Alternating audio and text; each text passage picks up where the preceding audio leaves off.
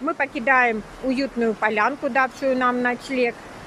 Обязательно забираем с собой весь мусор. Вы видите, что полянка такая же чистая, никакого мусора на ней нет. Мы постарались минимально нарушать травку, не мять ее.